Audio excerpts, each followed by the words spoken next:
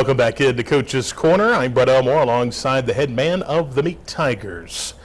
That is Coach Houston Powell. Coach, good to see you as always, and congratulations on the turnaround. 1-9 last year, your first year as a head coach, and this year you're playing for a region championship. Oh yeah, big deal. I think a big thing with us was, being a first-year head coach last year was kind of a hit in the face with COVID. Sure. You call some guys that were kind of your mentors, and obviously they're dealing with the same thing. They don't know what to answer. So, we didn't really have an off season last year. So, last year's football season was basically our spring training.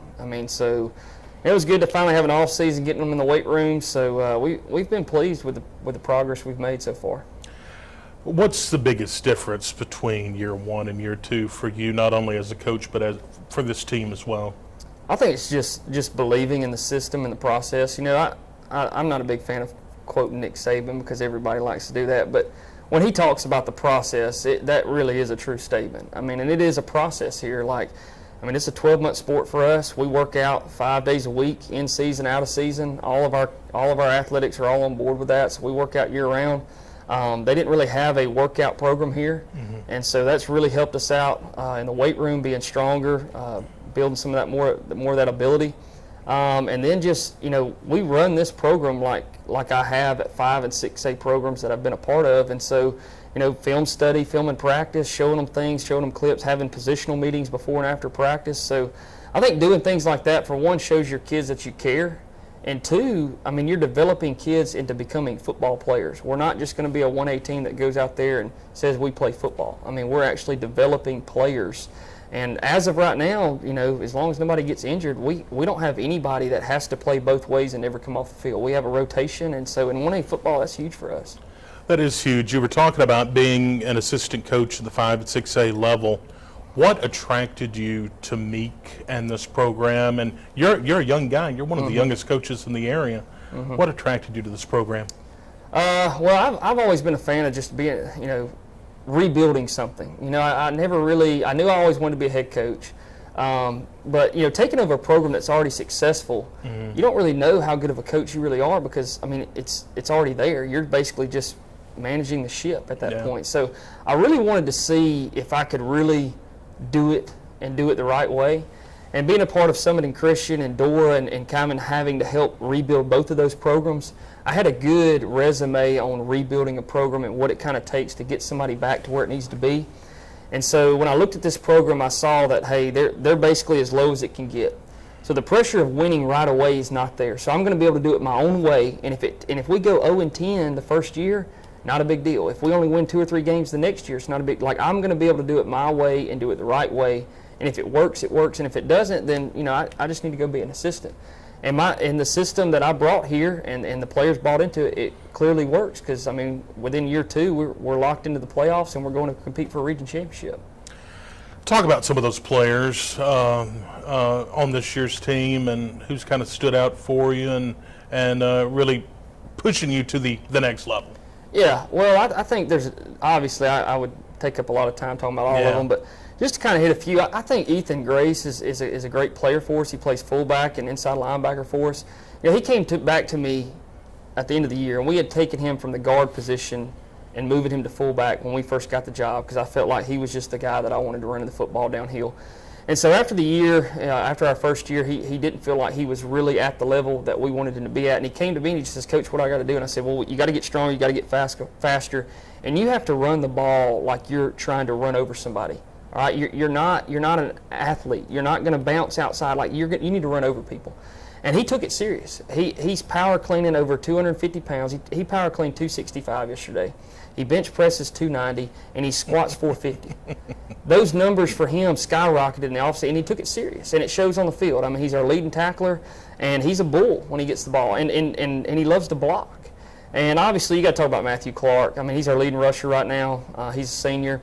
He just brings that energy. He can pop one for 70 yards. He can catch.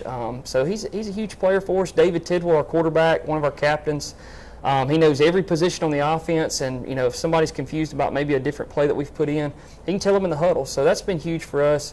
But defensively, and I know that we love to talk about offensive stats because that's always fun to talk about. But our defense, we haven't, in some games we have put our twos in like halfway through the third quarter. So I know some of those scores don't show how good our defense is, but our defense has kept us in ball games like the South Lamar game, the Marion County game, and even the Lynn game. I mean, they have played lights out for multiple weeks in a row.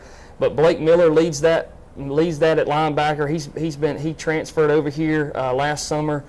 He's been a great asset to our program. Plays great. Physical kid. You got Jarrett Benson, Braxton Dickerson. You got all those guys that are just swarming to the football. And then we've got 4 guys that have more than 3 interceptions on the season. I mean, you got Ori Frith, you got Justin Freeman.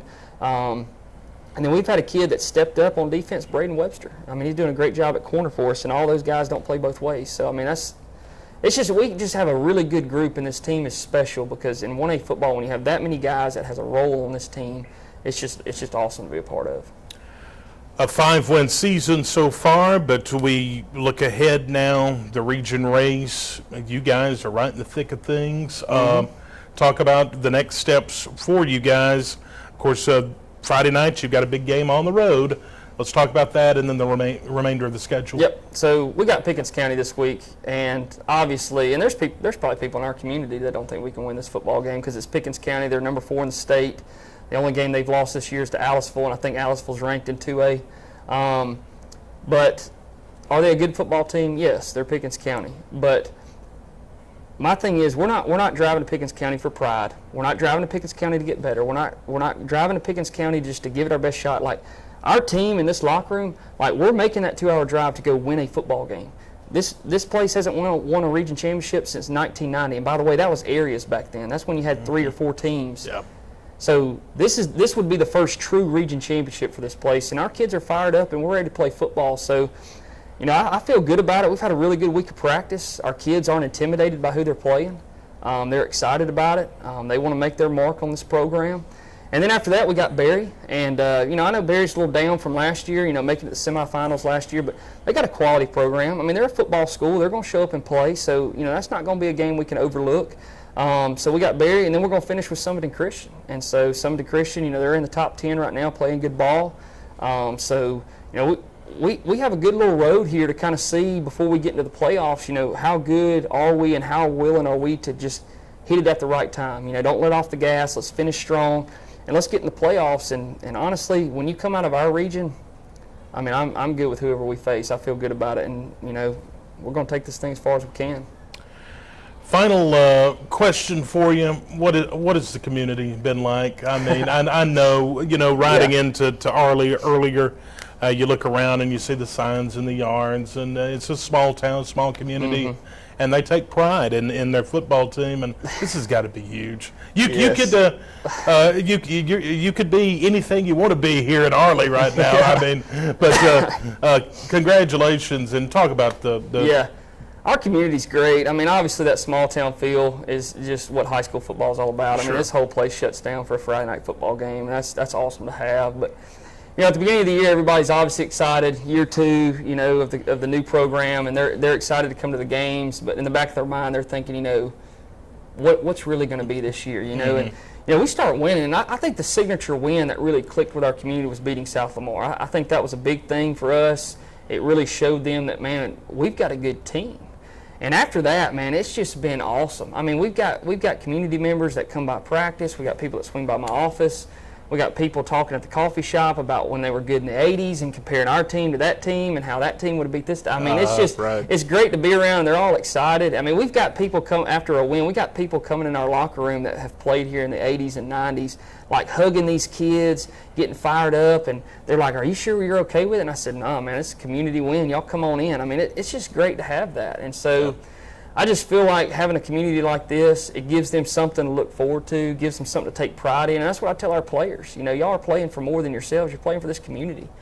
Take pride in it. So I want to keep winning for them. And I'm just excited as ever that we're having this kind of success. And, it's still early in the season. I mean, we got 8 weeks of football left. So that's a great way to look at it. Yeah, let's play some football. So, Coach, well, we appreciate your time as always, and good luck here in the future. All right, thank you so much. Coach Houston Powell of the Meek Tigers joining us here on Coach's Corner.